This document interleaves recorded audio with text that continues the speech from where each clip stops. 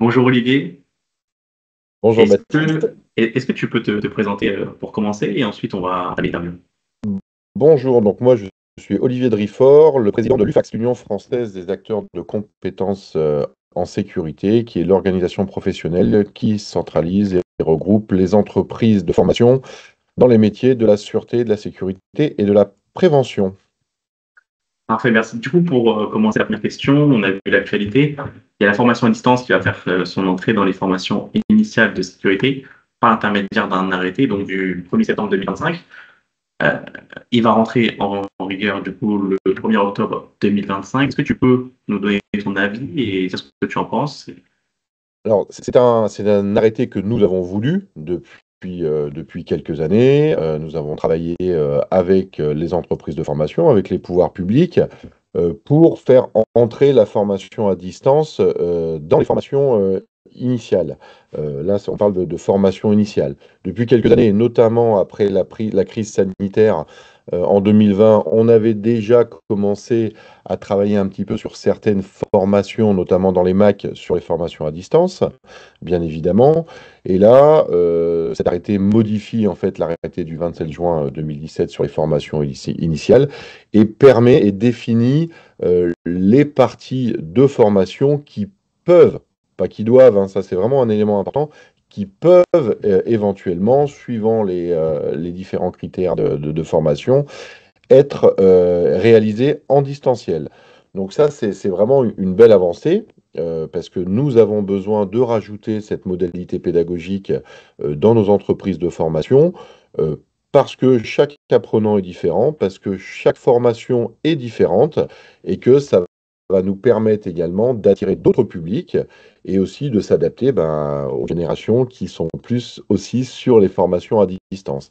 Mais un point vraiment important, c'est vraiment ce que j'ai lu suite à l'apparition de ce texte, beaucoup de personnes dire ah oui, ça va être, ça va mettre la mort de la formation en présentiel. Non, non, non.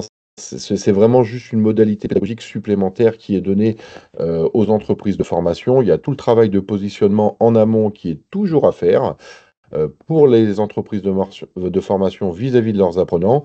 Et ça va vraiment nous donner un peu une nouvelle corde à notre arc, hein, tout simplement. Et derrière, bien évidemment, on aura et on a notre autorité de régulation qui va cadrer, qui va contrôler que ces formations se passent bien dans les règles de l'art. Donc voilà, ce qu'il faut retenir, c'est que c'est vraiment une évolution et pas un retour en arrière ou un frein. Non, non, c'est vraiment, en fait, c'est vraiment bien parce que on est déjà, c'est dans l'air du temps. Quand on voit ce qui se fait aujourd'hui, on en parlera après sur ce qu'on va présenter au mois d'octobre. Mais quand on Sûr. voit ce qui se fait dans les formations, notamment dans les formations asynchrones, dans les formations en réalité augmentée, en réalité virtuelle, en formation immersive, il y a vraiment énormément de choses à faire. Et même pour certains apprenants, on va gagner en flexibilité horaire, en accessibilité géographique également. On va adapter vraiment les formations par rapport aux différents profils. Donc, c'est vraiment une vraie évolution. Bien évidemment, il faut que ça soit encadré. Ça, c'est vraiment également la base. Et bien évidemment, il faut que ça soit adapté au profil que nous visons. Voilà, et justement, et puis il y a cette du coup, grande journée professionnelle de l'UFAC le 7 octobre prochain. Est-ce que tu peux du coup nous dire un mot dessus et revenir du coup sur ce qu'on est en train d'évoquer Donc, cette journée? tous les ans, l'UFAX organise une journée professionnelle qui va réunir ses adhérents, bien évidemment, mais également des invités, les pouvoirs publics, des organisations professionnelles. Donc cette année, cette journée se passera le 7 octobre à la Maison de la Chimie à Paris. Et on a essayé d'être axé sur l'actualité, bien évidemment, sur les nouvelles modalités, sur la nouvelle formation et les nouvelles modalités pédagogiques euh, dans la formation en sûreté sécurité. Donc ça, on va avoir des présentations de formation immersive dans d'autres secteurs que la sécurité, puisqu'avant, ce n'était pas autorisé. Donc forcément, on n'a pas eu énormément de développeurs qui se sont penchés sur cette question-là, mais maintenant que c'est autorisé, on va pouvoir présenter des solutions qui se font notamment dans le transport, dans la santé, notamment. On va avoir des présentations pour dire, c'est là-dessus qu'il faut aller également pour nous.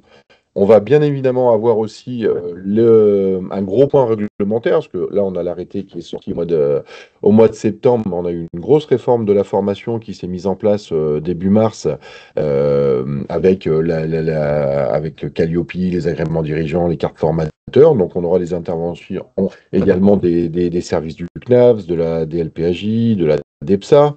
On va avoir également une partie sur le passeport prévention.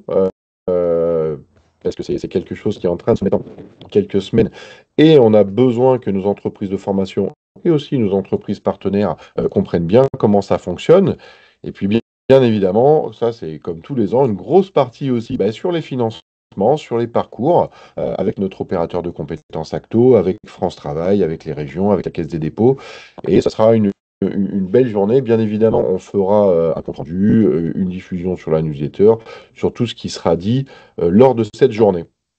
Très bien. Donc ça, ils peuvent le retrouver directement sur le site de l'UFAX qui sera Sur le affiché. site de l'IFAX et sur les réseaux sociaux tels que LinkedIn ou d'autres médias. Très bien. Bah, merci beaucoup, Olivier, pour ce message. Merci beaucoup, Baptiste. Une bonne journée. Merci.